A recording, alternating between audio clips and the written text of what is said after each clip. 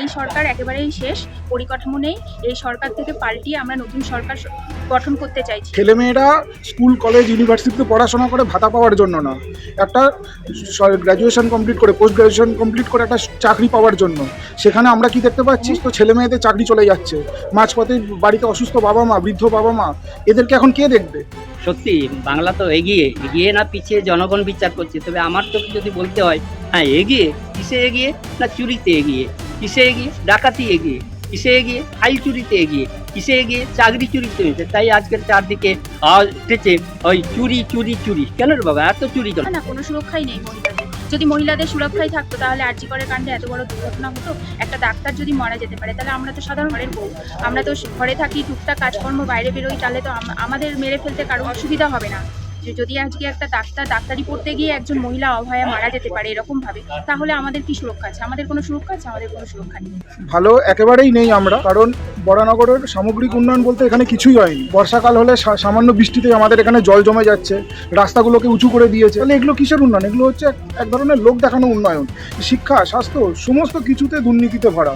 না, উন্নয়ন কিছু বিশেষ হয়নি। ওই একটু লাইট পোস্টে লাইট আর ওই ভোট এসছে বলে রাস্তা করে দিলাম, এটাকে উন্নয়ন বলে না। কি বলবেন মমতা বন্দ্যোপাধ্যায়কে? কি বলবেন? উনি তো মা মাটি মানুষের সরকার, কি মা বলবেন? মাটি আজকের মা কি অবস্থায় মুখে আনতে খারাপ লাগছে। মাটি আজকের বিক্রি হয়ে যাচ্ছে, নদীর মাটি, পুকুরের মাটি, রাস্তার মাটি। আর মানুষ আজকের পথে ঘাটে লাঞ্ছিত, নিগৃহীত, এমনকি কথায় কথায় গুলি বোমা এইসব নিয়ে আজকের মা মাটি মানুষের সরকার চলছে। তাই এই সরকারকে উৎখাত করতে হবে। এই সরকারকে উৎখাত করে নতুন সোনার বাংলা গড়তে হবে। এইভাবে আমাদের পরিবর্তন করতে হবে। পরিবর্তন চাই, পরিবর্তন এখনই চাই। সরকার পরিবর্তন, আগামী দিন নতুন সরকার গড়ব। নতুন সরকার এলে আপনাদের সমস্যার সমাধান হবে? অবশ্যই হবে। অন্যান্য স্টেটে যেরকমভাবে আমাদের সরকার চলছে সেরকমভাবেই এই পশ্চিমবঙ্গ সেরকমভাবেই চলবে। ভাতা দিয়ে কখনো জীবন চলে না। ওই 500 টাকা 1000 টাকার ভাতা দিয়ে এগুলো হচ্ছে ওই কুকুরের মুখে বিস্কুট গুঁজে দেওয়ার মতো। এগুলো কখনো উন্নয়ন হতে পারে না। প্রকৃত উন্নয়ন হচ্ছে কর্মসংস্থানের ব্যবস্থা করে দেওয়া। মেয়েরা রাতের বেলায় কর্মস্থল থেকে নিরাপদে বাড়িতে ফিরে আসতে পারবে, কর্মস্থলে ধর্ষিতা হতে হবে না। তারপরে সরকারি আমাদের যে হসপিটাল আছে, আউটডোরে কুকুর ঘুরে বেড়ায়, রাস্তায় সামান্য বৃষ্টি হলে জল বের হয়ে যায়, একই বেডে 2টো করে পেশেন্ট থাকে। এগুলো কখনো উন্নয়ন? এগুলো কখনো উন্নয়ন হতে পারে না। তাই সামগ্রিক পরিবর্তনের জন্য এই সরকারকে পাল্টানো অবশ্যই দরকার। শিক্ষায় আজকের যে অবস্থা, এই অবস্থা কাটিয়ে উঠতে আগামী 100 বছর লাগবে। 100 বছর বাংলা পিছিয়ে গেছে এই কারণে। এই প্রজন্মের সমস্ত ছেলে মেয়েকে একেবারে মানে শেষ করে দিয়েছে প্রশাসন, বিশেষত একটা রাজনৈতিক দল যারা ক্ষমতায় আছে তাদের অত্যাচার। এমনকি একজন এমএলএ, একজন মন্ত্রী যদি একটা এমএ পাস, এমএসসি পাস খুব উচ্চশিক্ষিতকে যদি নির্যাতন করে, শুধু তাই নয়, যদি পুলিশ পেছনে লাথি মারে, তাহলে বুঝতে হবে আমাদের এই শিক্ষা ব্যবস্থাটা কোথায় গেছে। শিক্ষা, স্বাস্থ্য, কর্মসংস্থান একটার পর একটা যদি বলতে যাই, যতটুকুই বলবো সেটাই কম হয়ে যাবে বলাটা। কারণ শিক্ষা ব্যবস্থা নেই, স্বাস্থ্য নেই, স্বাস্থ্যর পরিকাঠামো পুরো ভেঙে গেছে। সমস্ত হসপিটাল, নার্সিংহোমের কোনো সুব্যবস্থা আজ পর্যন্ত হয়নি। আর স্বাস্থ্য একই তাই। শিক্ষা তো সমস্ত স্কুলের শিক্ষকরা মানে পড়াশোনা হয় না বলে স্কুল বন্ধই হতে চলেছে। প্লাস এই সরকার থাকতে আমাদের পুরো দুটো জেনারেশন নষ্ট হয়ে যেতে বসেছে। অবাক হয়ে যাচ্ছি যে একটা রাজ্যে শিক্ষামন্ত্রী জেলে, তাহলে শিক্ষা ব্যবস্থাটা তো আমাদের একেবারে পচে গলে শেষ হয়ে গেছে। অথচ কি না উন্নয়ন হয়ে যাচ্ছে, শিক্ষায় উন্নয়ন। আরে বাবু কিসের শিক্ষায় উন্নয়ন?